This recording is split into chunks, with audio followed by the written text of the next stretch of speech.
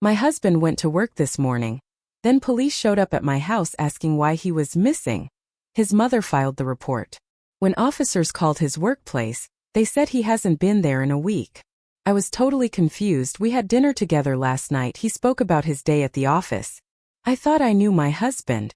I thought we were building a future, planning a life together. But then the police showed up at my door, and what they told me didn't just shatter my world. It revealed a betrayal so profound, it made me question if the man I loved ever even existed. He didn't just leave me. He stole every penny we had and vanished without a trace. It was 11:30 a.m., just a normal Tuesday, until the doorbell rang. 2 police officers stood on my porch. My heart started pounding instantly. The male officer, Dominic Scott, asked if I was Anastasia Hawkins. I confirmed, my voice shaky. His partner, Paula Haynes, stood silently. They said they needed to discuss something important. I invited them in, offered coffee, trying to buy time, but they declined, got straight to the point, and dropped the bomb. "We're here about your husband, Marcus." My stomach lurched. "Marcus? Everything's fine," I told them, trying to sound normal. "He just left for work this morning."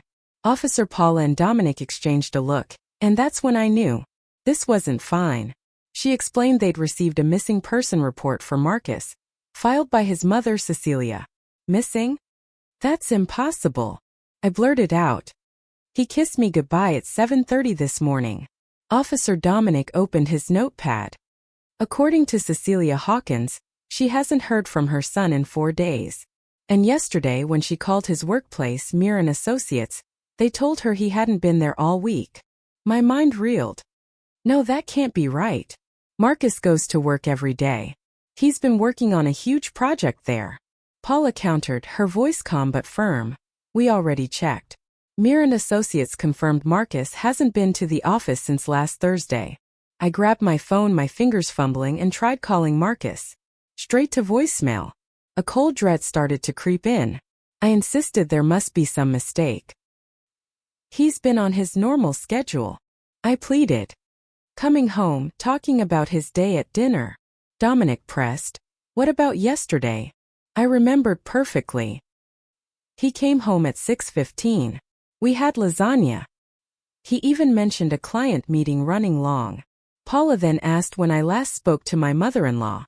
I told her about Sunday, how we were supposed to have dinner at Cecilia's, but Marcus said she canceled, not feeling well.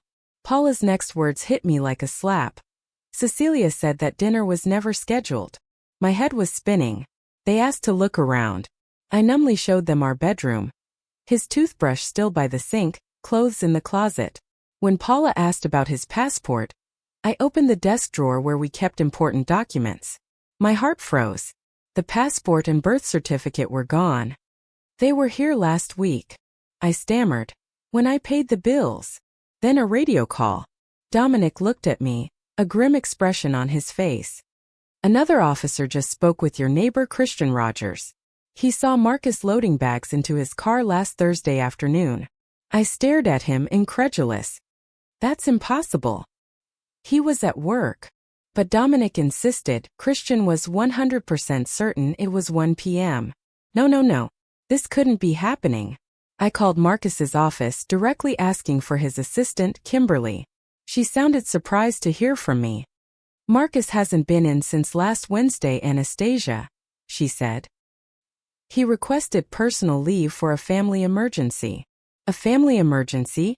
My mind screamed, what family emergency? Officer Dominic started speaking again, carefully, suggesting they needed to check financial records. He was implying, "You think he left me?" I whispered, the words tasting like ash. "That's ridiculous. We've been married for 6 years. Everything's fine." I opened our joint bank account on my phone. The screen flashed a number that made my blood run cold. $843. My breath caught in my throat. Last week we had over $32,000. Our house down payment. Our future. I showed them the transaction. $31,500, transferred last Thursday. To an unknown account.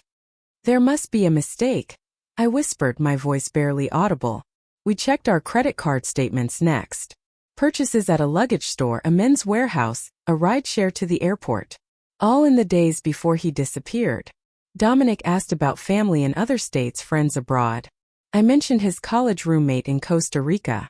Marcus had visited him last year. Paula nodded. They'd need that contact information. After the officers left, my friend Kimberly rushed over. She looked at me with such pity. "Did Marcus say anything unusual lately?" she asked softly. I told her about his excitement for a promotion, how we'd soon be able to afford that house in Oak Ridge. Kimberly paused, then delivered the next devastating blow. "Anna," she said, her voice barely above a whisper, "Marcus was laid off from mere 3 months ago. Everyone knew. We thought you did too." My head snapped back. Laid off? For 3 months? He'd been getting up every day, putting on a suit, pretending to go to work, living a complete charade. That night I tore through our apartment. Our home. His lies. I searched every closet, every drawer, my hands trembling. Finally, in an old suitcase tucked away, I found it. A prepaid phone. Password protected, of course. I knew I had to get it unlocked. A few days later, a specialist retrieved the data. The call history showed dozens of calls to and from the same number. And the most recent text message? "Flight confirmed. Meet you there tomorrow."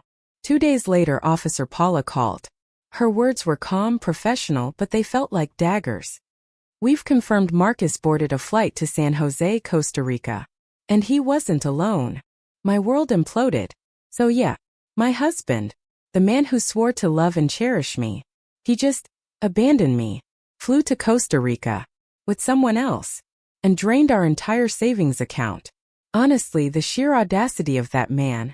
I'm still processing it. For those of you who saw my first post, thank you for all the messages. Some of you called this from the beginning, and God, I wish I'd listened to my gut months ago when things just felt off. The day after Officer Paula told me about the flight, I must have called Marcus 50 times. Every single call went straight to voicemail. At first, my messages were confused, hurt. Then they got progressively angrier. By message number 30, I was screaming into that phone. "You coward! How could you not even have the balls to tell me to my face?" Nothing. Just radio silence. Then his mother, Cecilia, called. She sounded panicked. "Have the police found Marcus yet?" she asked. I took a deep breath. "Oh, they found him, Cecilia. He's in Costa Rica, living his best life, apparently." She gasped, acting all shocked and upset. "Are you sure? Maybe there's some mistake." I didn't hold back. I asked her point blank. "Why did you file that missing person report when you knew something was wrong?" She got defensive, claiming she was just worried about her son. I snapped. Worried mothers don't wait 4 days to report their adult sons missing when they talk to them regularly. There was a long pause. Then, in a small voice, she admitted it. "Marcus H. Ad called her last Wednesday night. He told her he was leaving me, but made her promise not to say anything. He said I'd been difficult lately, and he needed space to think things through. He'd call her once he got settled." I lost it. Right there. I told her, "You sat there. You watched the police come to my house. You watched me discover my husband had stolen everything we had. And you knew the whole time." She started crying, saying Marcus told her it was complicated, that there were issues in our marriage she didn't know about, and she didn't want to get involved. "Issues?" I asked her. "What issues exactly?" "Our marriage was fine. Until I found out he'd been unemployed and lying to me for 3 months. That shut her up real fast. She didn't know about the job loss. Marcus had told her he got a promotion and was taking a sabbatical to celebrate. She actually believed he just earned that money somehow. We met at a Panera near her house 2 days later.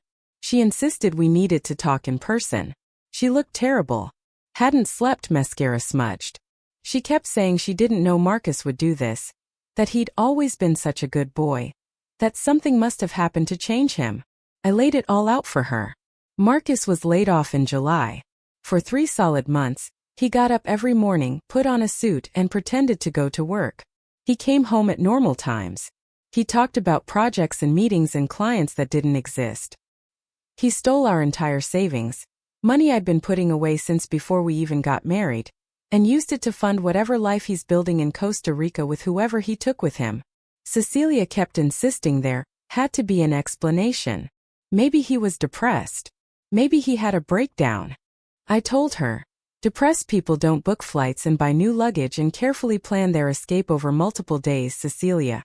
This was calculated. Then she hit me with something that made my blood boil even more.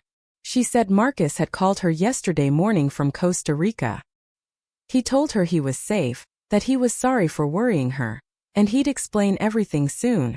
When she asked about me, he just said I'd be fine, and that we'd grown apart. Grown apart. My head snapped up. This man kissed me goodbye every single morning, told me he loved me, made plans for our future house in Oak Ridge, and apparently we'd grown apart, and I just didn't notice? I asked Cecilia for the number he called from. Of course it was blocked. The bank situation is a whole other nightmare. I went to our bank branch on Friday and met with this manager, Adam, who looked about 12 years old. He kept apologizing like it was his fault. He pulled up all our account activity and showed me everything. Marcus had been slowly moving smaller amounts to a new account he opened in August. Just his name on it. The big transfer? It happened Thursday morning at 9:47 a.m. while I was at work. Adam said since it was a joint account and Marcus was an authorized user, technically, he didn't steal anything. It was legal for him to take it all. Legal? My money? Our house money? I asked about the credit cards. Same thing. We were both authorized users, so even though he maxed them out buying his escape supplies, there was nothing illegal about it. My jaw was on the floor. I called a lawyer that same afternoon. Her name is Lucy, and she was recommended by Kimberly. Lucy said I could file for divorce and try to get some of the money back through asset division, but if Marcus spent it all already, there might not be anything left to recover. She said my best shot was to freeze everything immediately and document all his purchases, which thankfully I'd already started doing. I started going through literally everything in our apartment. Every drawer, every box, every random piece of paper. Even in his car, which by the way he just left here, because apparently he didn't need it for his new life. I found insurance paperwork for a storage unit I didn't even know we had. It was one of those 24-hour facilities on the edge of town. I drove there Saturday night because I couldn't sleep, couldn't stop thinking about what else he'd been hiding. I used the code from the paperwork and found Unit 247. It was almost completely empty. Just some old furniture from his college apartment and a couple boxes of random junk. But in the back corner I found a folder. Inside, printed emails. Yes, printed. Like he was worried about digital trails or something. They were between Marcus and someone named MJ. Going back 6 months. The emails were vague but clearly romantic. Lots of "can't wait to see you. And this will all be worth it in just a few more months." The last email was from 3 weeks ago. MJ wrote that they'd secured the apartment and the deposit was paid. Everything is ready. Marcus replied that he'd handled the finances and they'd be out of here by November. I didn't even know if it was a man or a woman. The email address was just a random Gmail with numbers. I also found a receipt from a jeweler dated September 15th for $3,200. A ring. He bought someone a $3,000 ring while we were supposed to be saving for a house. I confronted Kimberly again. Did she know anything about Marcus seeing someone? She hesitated, then admitted that people at the office had noticed him texting a lot in his last few weeks there, always smiling at his phone. One of the other guys, Brendan, even saw him having lunch with a woman in June. But Brendan just figured it was a client. I asked Kimberly, why didn't anyone tell me any of this? She said they thought I knew about the layoff and just didn't want to talk about it, and the woman thing was just gossip they weren't sure about. Everyone just assumed we were handling it privately. My sister, Maria, finally came up from Portland yesterday. I'd been putting off telling her the whole story because I knew she'd drive straight here, and she's 8 months pregnant. She shouldn't be dealing with my drama. But she found out anyway, through Mom, and showed up at my door with overnight bags and this look on her face like she was ready to commit murder. We spent 4 hours going through everything I'd found. Maria wanted to fly to Costa Rica herself and drag Marcus back by his hair. She kept saying she never liked him, which isn't true, but I appreciated the solidarity. She also said something that's been stuck in my head. Why did Marcus go through all this elaborate planning and sneaking around instead of just divorcing you if he wanted out? That's what I can't figure out. Why the performance? Why keep pretending everything was fine? Why not just leave? Maria thinks he was waiting for something specific, some piece to fall into place. She thinks 3 months of pretending to go to work wasn't just about hiding from me. It was about having time to set up his new life without me questioning where he was or what he was doing. I've been trying to figure out who MJ is. I went through Marcus's social media, his old yearbooks, even his college alumni directory. Nobody with those initials that would make sense. I asked Cecilia if Marcus had mentioned any new friends lately. She said no, but she also didn't know her son was unemployed and planning to flee the country. So her information isn't exactly reliable. The worst part is lying in bed at night, in the apartment we shared, and realizing I don't actually know who I was married to. The Marcus I thought I knew would never do this. That Marcus was responsible and honest, and would talk through problems instead of running away. But that Marcus never existed, did he? This is who he actually is. A person who can look you in the eye every single day while actively destroying your life. I called Mir & Associates again and talked to his old boss, Christian. Christian said Marcus's layoff was performance-based, which was corporate speak for he screwed something up badly. When I pushed for details, Christian said he couldn't discuss personnel matters, but he did say Marcus took it really hard and seemed shocked when it happened. So maybe that's it. Maybe Marcus couldn't handle the failure, and instead of dealing with it like an adult, he decided to burn everything down and start over somewhere else with someone new who doesn't know he's a liar and a thief. I still have that prepaid phone. Lucy said to keep it as evidence. I've been staring at it for days at those text messages that are so casual and loving. Like stealing someone's entire life savings and abandoning them is just a minor inconvenience on the way to paradise. The phone number that texted him has a US area code. I looked it up. It's from Seattle. So MJ was here somewhere in Washington planning this whole thing with him. I tried calling it yesterday from a blocked number. It rang 4 times and someone picked up, but didn't say anything. I could hear breathing and background noise that sounded like waves or wind. Then they hung up. When I called back, the number was disconnected. Okay, so this is going to be long, and honestly I'm still processing half of it. But for everyone who's been following this train wreck, Marcus finally contacted me. And when I say the audacity of this man, I mean it broke into entirely new territory of shamelessness. But let me back up because a lot happened between my last update and now. And some of you guessed parts of this correctly, which is both impressive and depressing. 2 days after my last post, Lucy called to tell me she'd filed the divorce papers. Problem was we needed to serve Marcus. And we had no actual address for him in Costa Rica, just knew he was somewhere there. She said we could serve him through publication if he stayed missing long enough, but that would take months. I just told her to file anyway. We'd figure out the serving part later. That same week, Maria went into labor early and had the baby. A girl they named Sophie. I drove down to Portland and spent 3 days at the hospital with her and her husband, Fergus. Holding that tiny baby while my own life was falling apart was surreal. Maria kept apologizing for the timing like she could control when her daughter decided to arrive, and I kept telling her this was exactly the distraction I needed. While I was in Portland, Cecilia called me 6 times. I finally answered on the 7th call because Maria said I needed to deal with her eventually. Cecilia wanted to meet again. Said she had information about Marcus that I needed to hear. I told her, unless that information includes his exact address in Costa Rica and a pile of my money, I'm not interested. She wouldn't tell me over the phone. Insisted it had to be in person. Against my better judgment, I agreed to meet her at this diner near my apartment when I got back to Seattle. The diner meeting was uncomfortable as hell. Cecilia looked worse than last time. And she'd brought this whole folder of papers, like she was presenting evidence at trial. She told me Marcus called her crying 2 nights before, saying he'd made a huge mistake and didn't know how to fix it. I asked her, what exactly was the mistake? Stealing my money? Lying for months? Or abandoning his marriage? Because from where I sit, he's made several.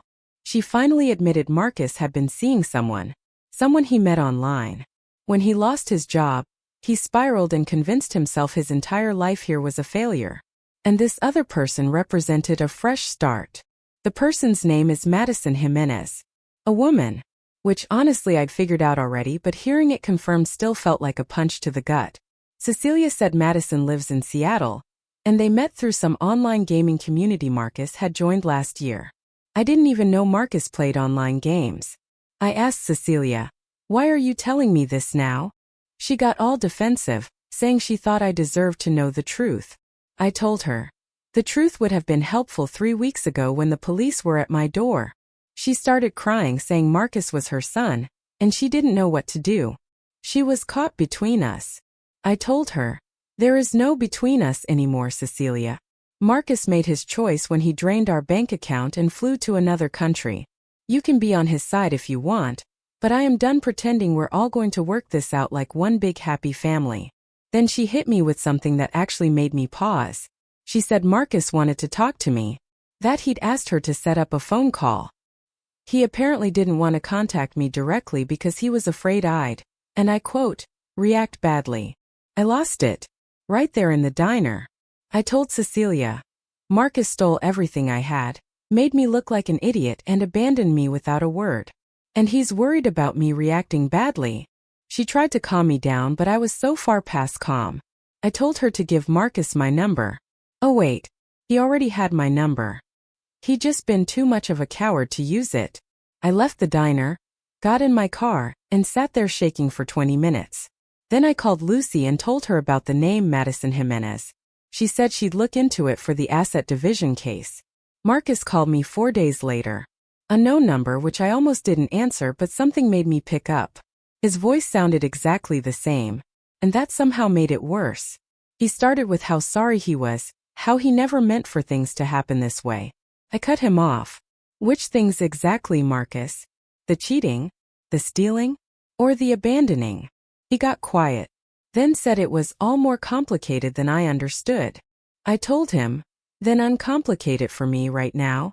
He started rambling about how losing his job destroyed him, how he felt like such a failure, how he couldn't face me every day knowing he'd let me down. He said Madison understood what he was going through because she'd gone through something similar, and talking to her made him feel like himself again.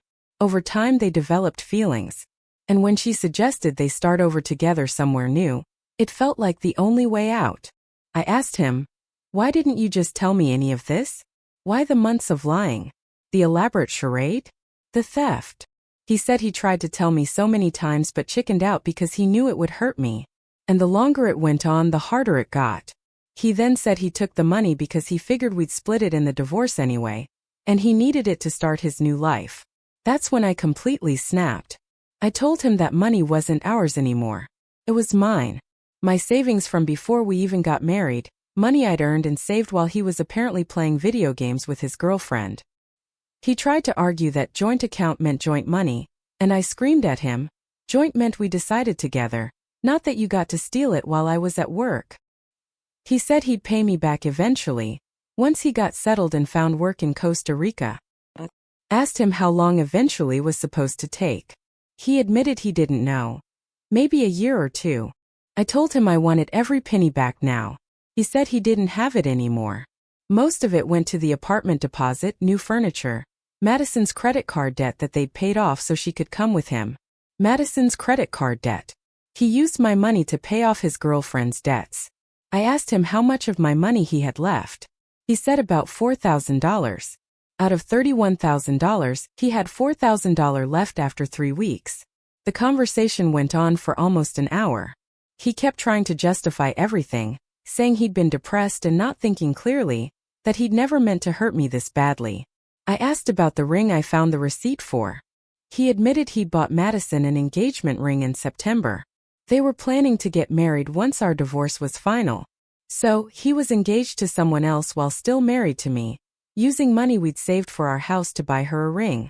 At one point, he tried to say we'd grown apart anyway over the past year, that I'd been distant and focused on work.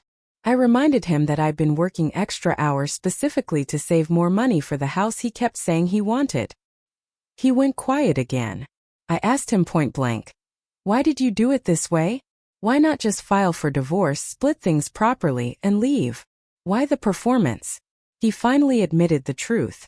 He didn't think he could get away with taking all the money in a normal divorce. He knew I'd fight him on it, that my lawyer would make sure everything was split fairly. This way, by the time I realized what happened, he'd be gone and the money would be spent. He gambled that I wouldn't be able to get it back from Costa Rica.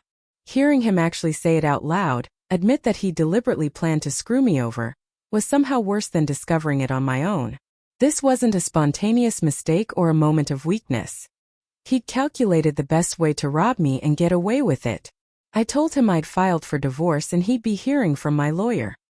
He asked if there was any way we could settle this privately, keep the lawyers out of it. I asked him, "Why would I do you any favors when you've spent the last 4 months ruining my life?" He said, "Because we'd loved each other once. Because we'd been happy. Because you're a good person who'd want to do the right thing." The manipulation. Like I was supposed to roll over and make things easy for him after everything he'd done. I told him the right thing would be him getting on a plane, coming back to Seattle, and facing the consequences of his actions like an adult. He said he couldn't do that. His life was in Costa Rica now with Madison. I asked if Madison knew he was still legally married. He said yes, she knew everything and supported his decision to leave. I hung up on him. I couldn't listen to another word. Lucy was thrilled when I told her about the call.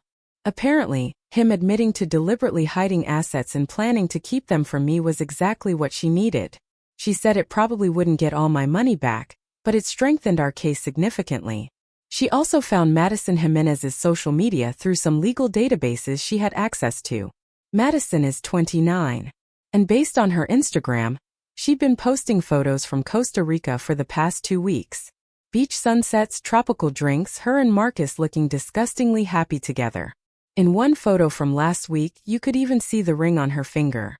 Seeing them together, seeing how happy they looked while I was here, dealing with the wreckage of my life, it made me physically sick. Maria said I should stop looking at the pictures, that I was torturing myself, but I couldn't. I needed to see it. Needed to understand who this person was that my husband had chosen over me. Based on what I could piece together from Madison's old posts, she'd been going through a divorce of her own when she met Marcus. Her ex-husband was some guy who cheated on her. And she'd been pretty open online about how devastating it was, so she knew what betrayal felt like. And she still helped Marcus do the exact same thing to me. I found her ex-husband's profile too. He'd commented on some of her old posts. His name is Brendan. Curiosity got the better of me. I sent him a message, explaining who I was and what had happened. I didn't expect a response, but I got one within an hour. Brendan and I ended up talking on the phone for 2 hours. His divorce from Madison had been finalized in March, right around when she apparently met Marcus. He said Madison had a pattern of jumping into new relationships fast, that she needed constant validation and attention.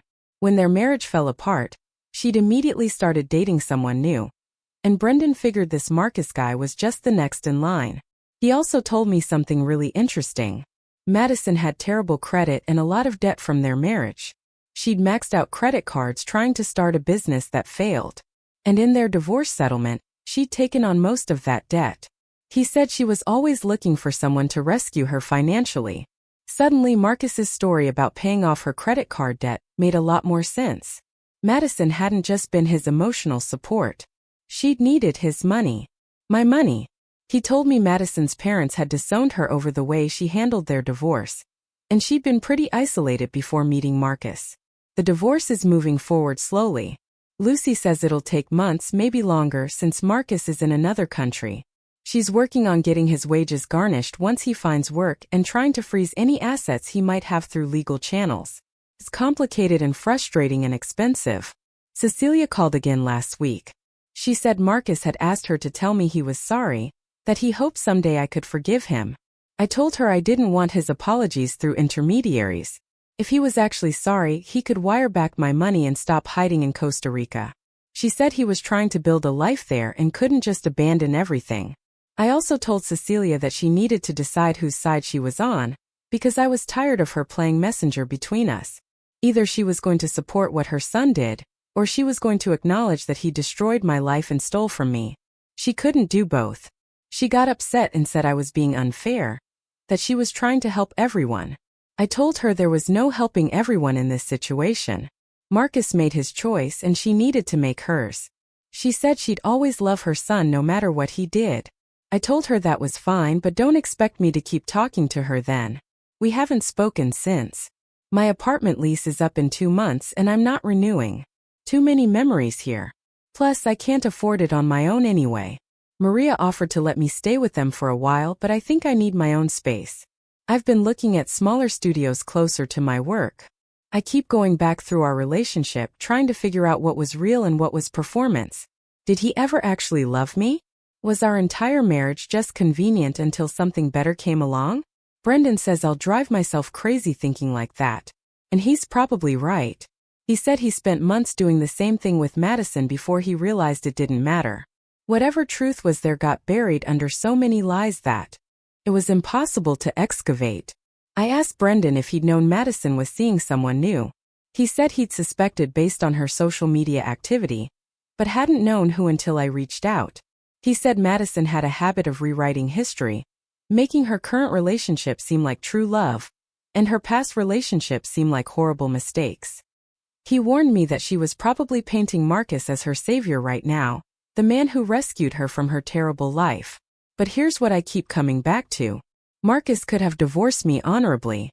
He could have been honest about losing his job, about falling for someone else, about wanting out of our marriage.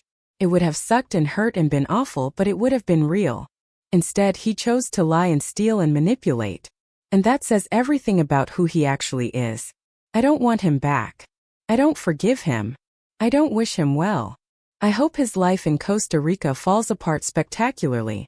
I hope Madison runs through whatever money he has left and leaves him for someone else. I hope he ends up alone and broke and realizes way too late what he threw away. Lucy says we should have a settlement offer in the next month or two. Marcus will probably try to negotiate paying me back in installments or some other garbage. Either way, it's not my problem anymore. Marcus is Madison's problem now. So that's my story. It's still unfolding, still raw. I'm trying to rebuild piece by piece. What would you have done in my place? Have any of you ever faced a betrayal this deep? I really want to hear your thoughts, your advice, or even just your own stories. Let me know in the comments below.